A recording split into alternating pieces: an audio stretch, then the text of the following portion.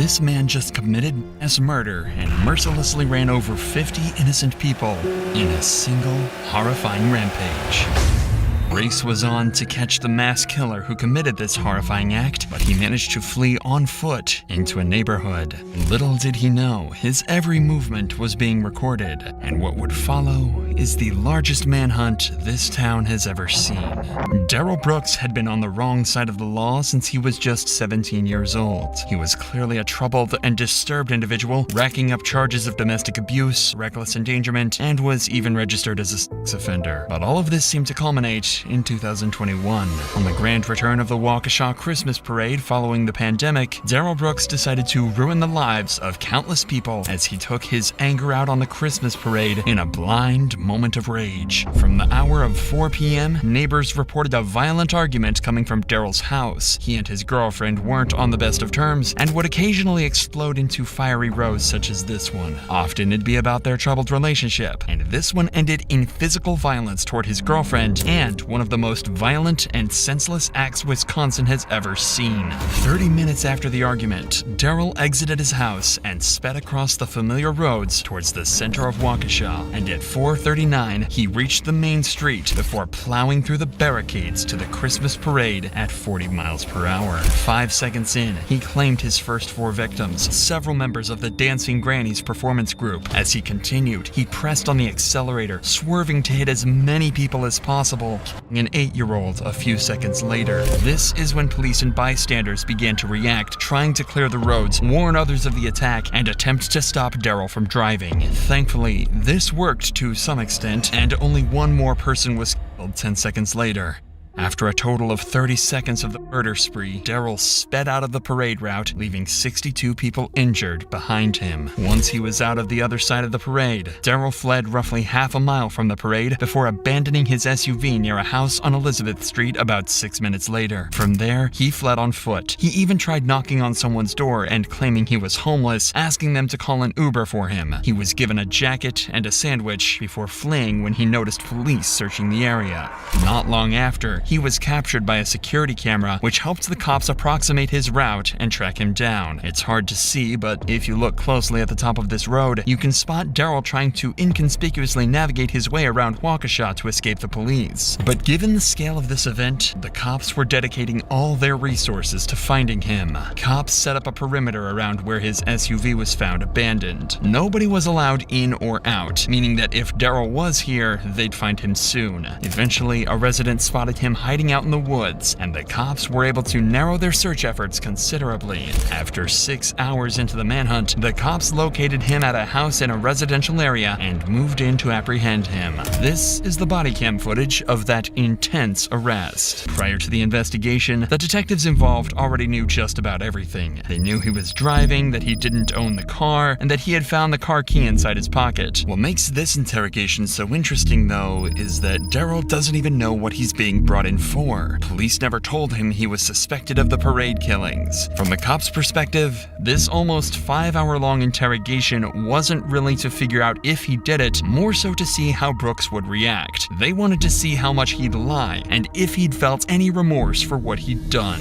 The detectives have already found the first indication that Brooks is willing to lie. If you haven't noticed, the extreme shoulder pain Brooks complained about earlier has miraculously vanished just a few minutes into the interview. He was able to move his arm effortlessly as if the pain never existed, something that would later be used as evidence in court. And his tendency to lie will become even more obvious as the detectives continue to divert his attention. Darrell has clearly thought a lot about this alibi since he's managing to deliver a lot of very specific details. However, the officers already have mountains of evidence against Darrell and don't believe a word he's saying. As the interrogation continues, Darrell continues to lie until the cops have had enough. The car key in Darrell's pocket is a key part of this case, as it shows that Darrell does in fact drive, despite his statement to the officers. Knowing that he's quickly being backed into a corner, Darrell tries even harder to convince the officers of his innocence. But these officers had done their research, and were about to take a different angle that would hopefully guilt him into confession. Darrell is heavily on the back foot now, and has very little room to wiggle out of this one. Eventually, the pressure from the detectives would cause him to cave and admit that he was driving at the time, now choosing to change tactics and try to garner sympathy from the detectives, deflecting blame onto his girlfriend and an apparent alcohol problem. The most shocking part about this interview is this moment, when Darrell discovered what had actually happened to the victims. Darrell didn't once ask about the victims or if anyone had lost their lives, very likely because he had no remorse to give and was concerned only for himself. At this point, the detectives have successfully achieved the main objectives of the interview: to get Darrell to admit he was driving the car and to see if he had any remorse. The interrogation was exceptionally long to corroborate the strong evidence they already had and to acquire footage that would persuade a jury that Darrell had no remorse, which is why they let him lie and portray himself as a selfish, evil man as much as possible. And in that trial,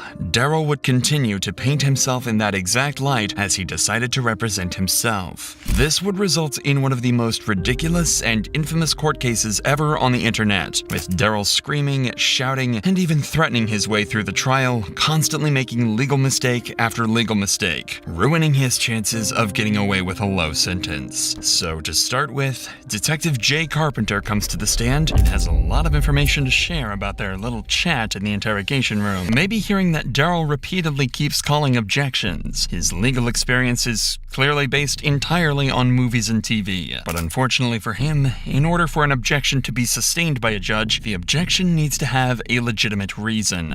Darrell is unable to object for a legitimate reason, and as such, almost all of his objections are overruled by the judge, meaning the prosecution is able to continue. This is how a huge amount of this trial played out. The prosecution would make a point, and Darrell would get extremely animated and try to deny it with nothing but anger and false truths. In this example, the prosecution mentioned Darrell's sex offender registry, to which he responded by saying that she told him she was 18, as if that excused him of all wrongdoing. But the most shocking and unprecedented moment of the trial was when the judge had to stop all court proceedings, but she felt genuinely scared of him. The judge put up with an awful lot in this trial and gave Darrell a huge amount of leeway in order to keep everything as fair as possible. But even with all that in mind, he still managed to completely botch his legal defense even when he was acting calm and polite. Take this for example, where he argued he wasn't being given a fair trial because he wasn't allowed to confront the state of Wisconsin itself. By technicality, Darrell is correct. The Sixth Amendment does grant him the right to confront the person or persons accusing him of the crime, in this case, that being the state of Wisconsin. But what he's asking is a physical impossibility. The state of Wisconsin is not a person nor a witness. In this case, he is being allowed to confront any witness of the crime that's involved in the trial, so his rights are all being met. He's simply grasping at straws by seemingly trying to challenge the U.S. judicial system as a whole. And Darrell's misunderstanding of the legal system was made even more clear when it came to his closing arguments. If he had chosen a lawyer to defend him, maybe he could have gotten away with slightly less charges or a lighter sentence, but instead, he gave this travesty of a statement. Darrell is not entirely correct here. Yes, the jury can nullify laws. However, this is only done when the law that has been broken is extremely strange and the person is 100% guilty beyond a reasonable doubt. For example, Alaska has a law that states it's illegal to whisper in someone's ear while they're moose hunting. If a case like this found its way to trial, the jury could nullify that law. Darrell Brooks gave his closing statement for 50 minutes without saying very much other than attempts to debunk the evidence and acquit himself of his crimes. However, there was one point that stuck out from his closing statement that shows just how evil he truly is. Darrell is trying to deflect the jury onto it being a tough year for victims as well as anyone who was present at the parade.